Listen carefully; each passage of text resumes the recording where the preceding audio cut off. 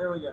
All right, so again, you can find the notes in the module. They're down here for Intro to InDesign, InDesign notes, and then we're going to be doing some of this stuff a little bit, and you'll see that later. But today, the main thing you need to focus on is these graphic layout options, graphic design layouts, and then graphic design features.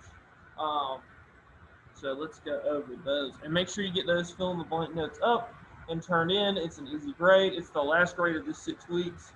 So no point in not getting 100 when I'm going over it in front of you. Maybe. Maybe. That's not working. No, it's all plays really. Maybe. Oh, what's going on? Come on now.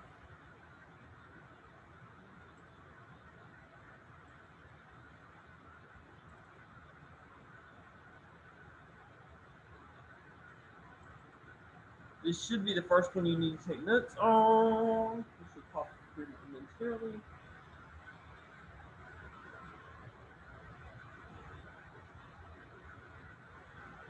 Maybe. I don't know what's going on. My computer's not engaged.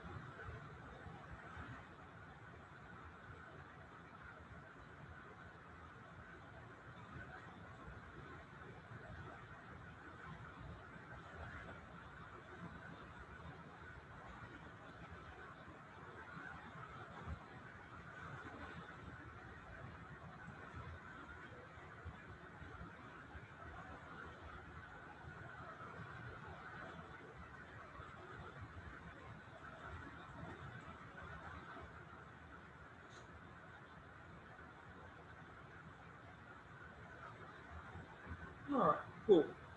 So let's go over these fairly quickly. This one's only 8 slides, so it's really not a day. So.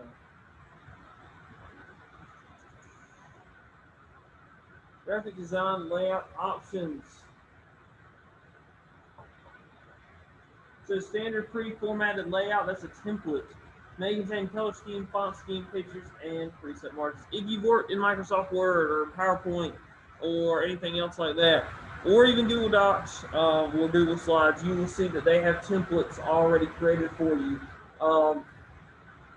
You can also create a template, and that'll help you in the future. A lot of businesses do that.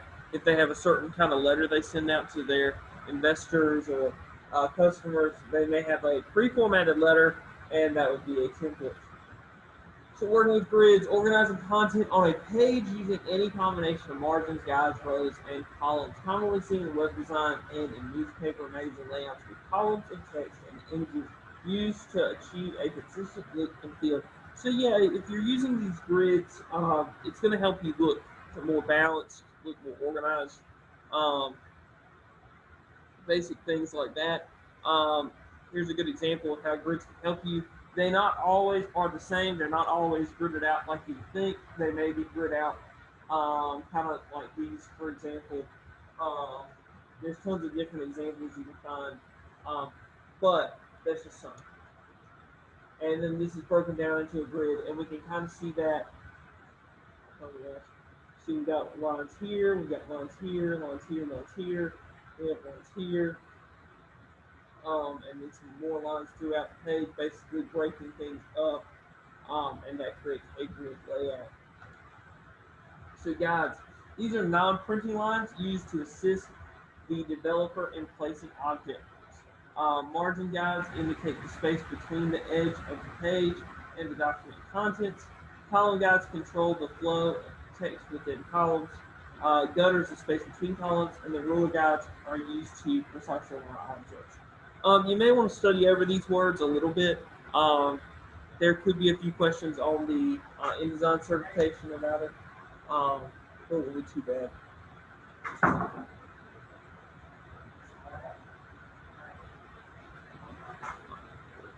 Oh, I need to do that. We'll do that in a minute. So yeah, there's an example of some guides. Basically, they're not going to print, um, but they're there just to kind of help you see, where is your text going to end and where it's going to begin. It's very basic stuff. We've already seen this a little bit, probably, like if you did when you did the gallery project at the beginning of the semester with the piece of artwork. Sometimes some guides will pop up just to let you know, hey, you're getting in line with this object. Now you're in line with this object, and that's just kind of how it helps you out a little bit. Formatting considerations, so page size varies according to publication. There's some magazines that are really big. ESPN is a larger magazine, or at least it used to be. And then Sports Illustrated is like that size. So those are your two big sports magazines, and they have different sizes. That is what it is. A master page includes items and formats common to every page used to maintain layout consistency. A prototype, also called a mock-up, is an example of how the final document should appear. So basically, a prototype is just your kind of rough draft, but it's getting more in the right direction. It might be a little bit better than the rough draft. All right, so there's those. Like I said, it won't take long to go over these. Um, and that's all we're doing today. I'm going to give you some time to finish any work that you need to do. I don't know why these aren't. They're not working online.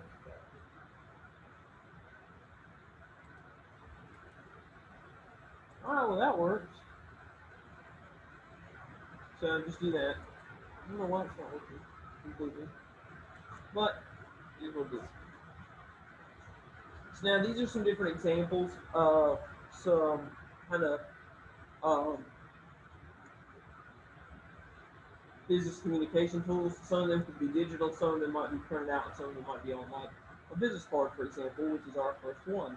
Um, so this contains contact information used to remember you or your business. Typically includes the contact's name, company logo, address, telephone cell, and fax number, email address, website. I'm sure y'all seen a business card before in your life, I would imagine.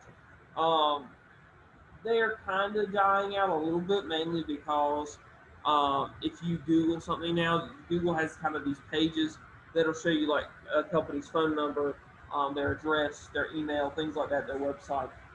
But when you're on the go and you want somebody to remember your information, the business card actually works quite well. Sometimes when you're at different conferences and things, when we go to FBLA, there's a lot of vendors sometimes for me as a teacher or as an FBLA advisor. They want me to like, for example, we have to fundraise to go on these trips, correct? So they want me to try and like sell sunglasses as my fundraiser, or sell chocolate, or sell And Sadie Hawkins is our fundraiser. We make plenty of money off of that when we can have a Sadie Hawkins dance, but that's usually our fundraiser.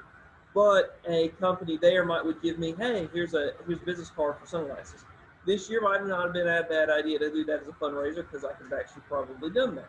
But I'm not worried about it because now we can't go to nationals anyway, so it's not a big deal. But they might have given me a business card, for example, and then I could have called them and done that. But I tried to stay away from those people. Besides getting the free sunglasses, and you need them, so that's usually how it goes. So anyway, business cards are very important. Um, it's just that they kind of are dying out in some degrees. In some ways, they're not. It just depends on the type of business you're running. A letterhead. Now these are not dying out. This is coming stationary, containing a printed heading. Even if this isn't printed out, a lot of times even companies, if they send out a digital document, are still going to have these kind of letterheads at the top. They can be at the bottom. You'll find some templates on Microsoft Word where they're at the bottom, but that's not as effective. The name and logo of the company, the address, phone. A lot of that same information that goes on a business card is going to go at the top of this letterhead. And if you get junk mail, a lot of times they'll have weird letterheads at the top, so you'll know who to call or whatever. The most important thing for a business, though, is to have consistency between all these items. And that's going to be important when we're going to make some of these documents later. So I want you to remember that when you're making a business card or a letterhead or whatever. You're going to want to have consistency throughout because, for instance, how do you recognize a McDonald's? The M, and it's those arches. It looks the same. Does McDonald's look different from here to all the way to California? Not really. I mean, the inside could be different, but when it comes to the logo and stuff like that, it's going to be the same. A business is going to try to keep that same consistency feel throughout.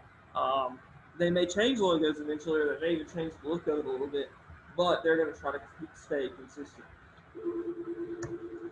All right.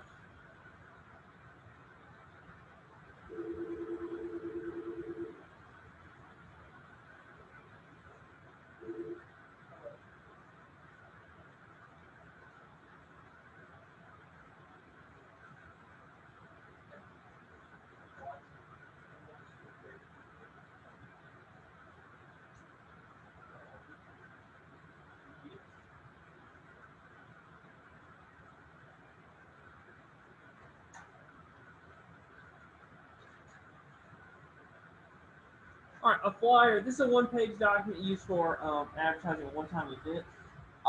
So like when I was at ECU, for example, there was long hallways, obviously, things like that, big buildings. And a lot of times they have flyers on the walls. Join our club, join our organization, yada yada yada yada.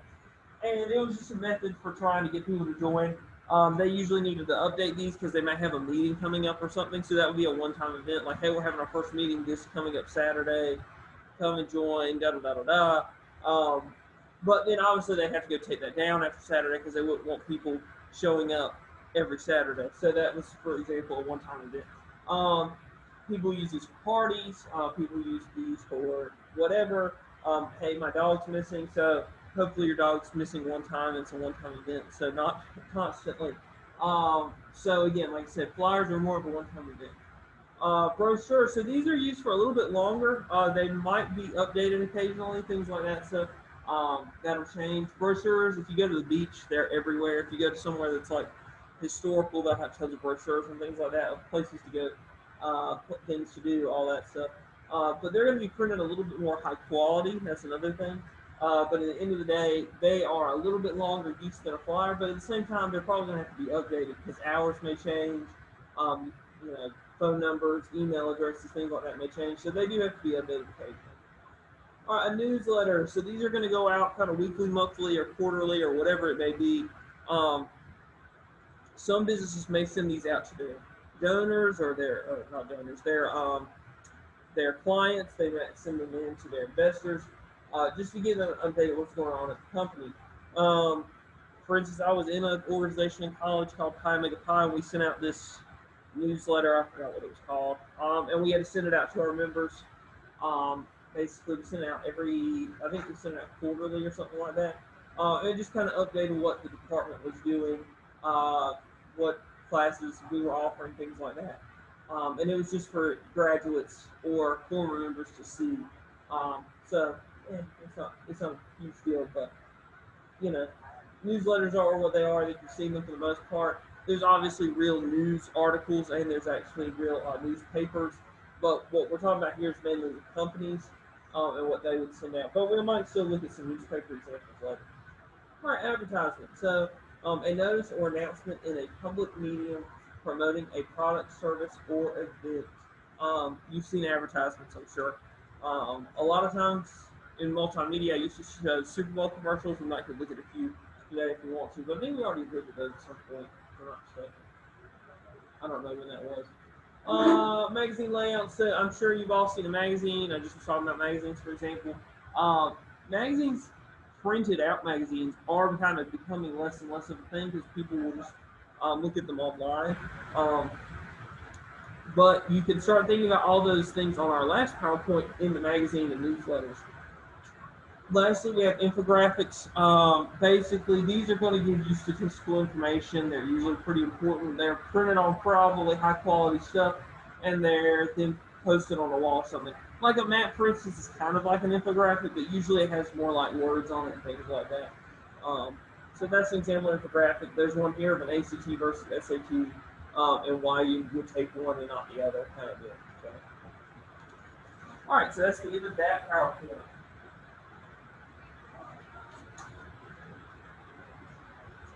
One more, and then I'll give you some time to finish up anything you need to. But we need to do one other thing as well.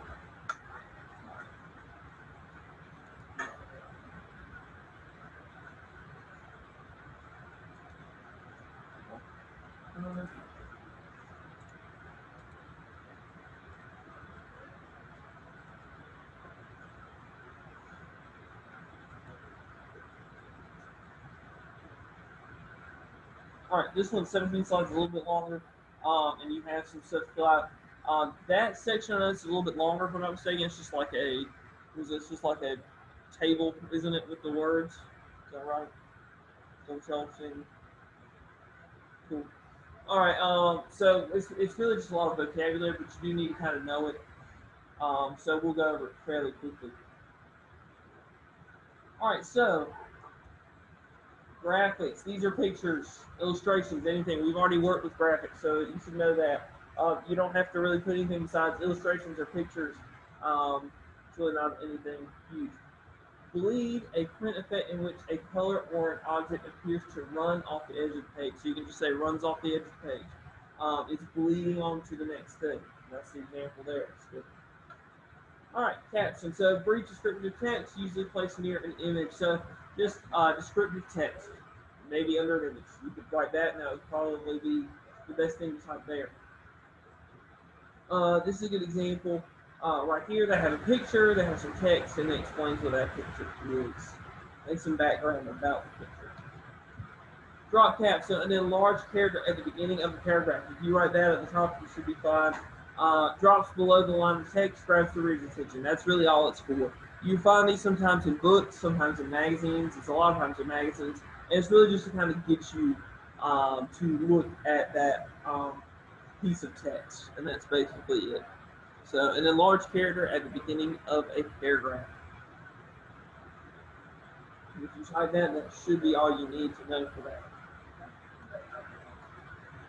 Full quote, so quotations taken directly from the body of the article. So you can really just type quotations in a different part of the article. Used to draw attention, often made larger, can be placed between columns, alone in a column, right justified beneath the headline. So, nothing too hard there. Just a quote placed somewhere different in the article. And again, all of these things are really just trying to grab the reader's attention. That's all that any of these things are.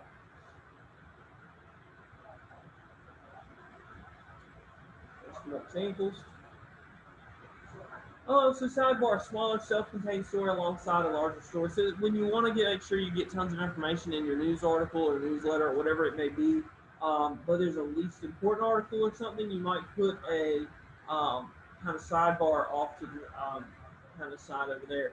I always like to have Carolina Hurricanes up here on whatever website this was. This was Carolina Hurricanes sucked. And a lot of times I make the joke that they still sucked, even though this PowerPoint's old. Now the Carolina Hurricanes don't suck, so life is better.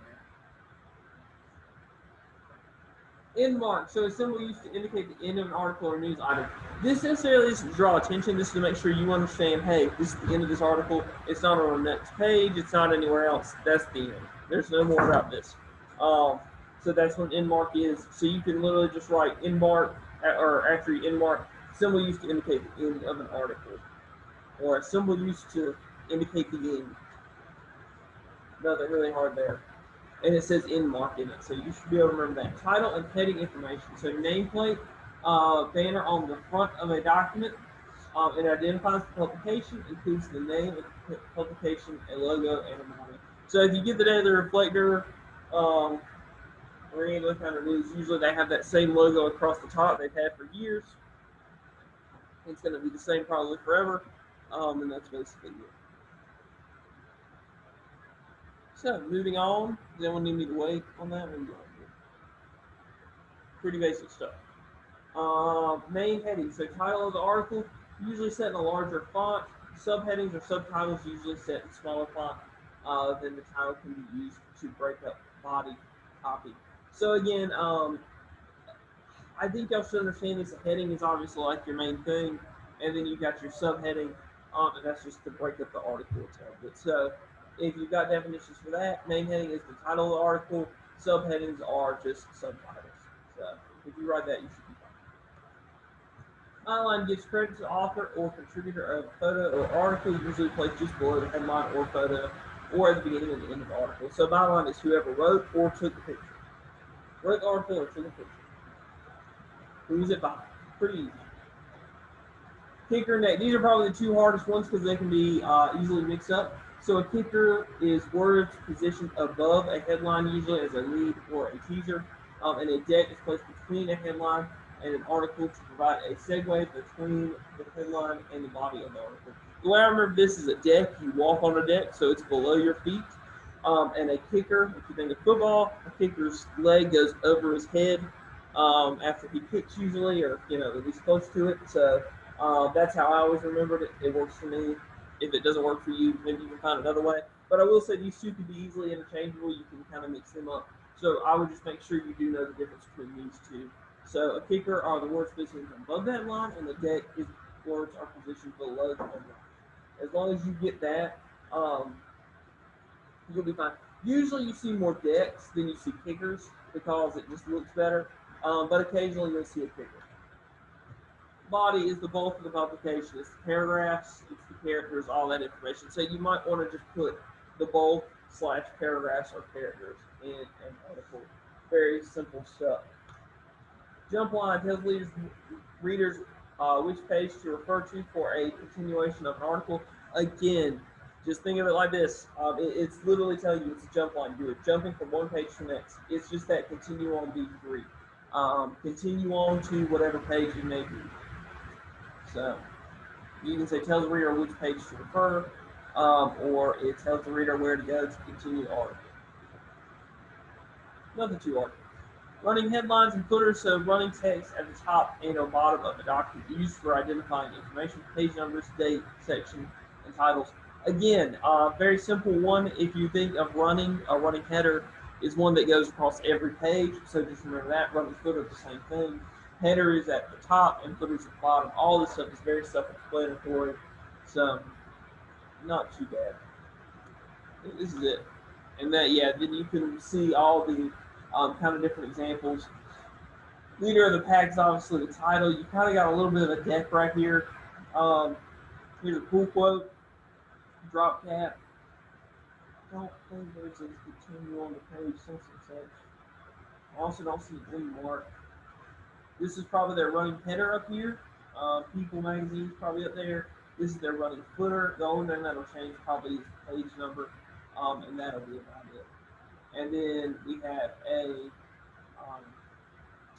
caption under this picture. I think that may be the byline down there. I'm not sure. Can't really tell. And that is it. The end. Okay, so if you have anything not turned in, which would be kind of ridiculous at this point because I gave you plenty of time before we got off spring break, but I'm still being a nice guy. Everything is due Friday. That is the end. If you don't get it into me by Friday, sorry, that's not my problem anymore. That's your problem because I've given you ample time to get things done. I've probably been way too nice on getting your stuff in. But I'm trying to be understanding. Next 6 weeks, I will say I'm probably going to be a little bit harsher, and I'm probably not going to have as much time to go over things or give you 3 days, but we'll see. Who knows? I probably will end up being nicer than you today. But, like I said, Friday's it. And I don't do a lot of grade change forms because I give you that amount of time. Does that make sense? I know some teachers do the grade change form stuff occasionally. I don't really do that unless it's a bad situation, something you really need help with. But I've given you plenty of time to get work done. To the point that if you haven't been doing anything and you came in late and wanted to do stuff, you can do that too. So that's what I'm saying is for the recording. If anyone's watching this later, which you're probably not, but just in case. Like I said, get your work in, get a good grade for the 6 weeks. Don't fail my class. Just don't. Like I don't know how difficult it is for me to explain this. It's really hard to fail my class. Like it's very, very, very difficult to fail my class. It's not a hard class. You just have to do the work. This is somewhat of an art class, and I grade it like an art class. If you don't do everything correctly, or it looks like it should go in a museum, that's fine. You saw, I don't know which group it was here for my pig I made. My pig was ugly. It was terrible. It was awful. But that's okay. The main thing I wanted you to see was how to use the products. If you know how to use the products, that's all I care about doing today. Because on that certification, they don't care if it looks pretty or not. They just want to make sure you understand how to use it. That's all I care about. So I'll end my rant there. Just do your work. Do your work. Get it all turned in. For my people online watching, I'm going to end the recording. But yeah, that's it. If you're having an issue opening the notes, right-click it, open in a new window, open a new tab, whatever you need to do. For some reason, it's not working completely right. I may have done something wrong. I'll have to look into it. But that's it. All right. Have a good day.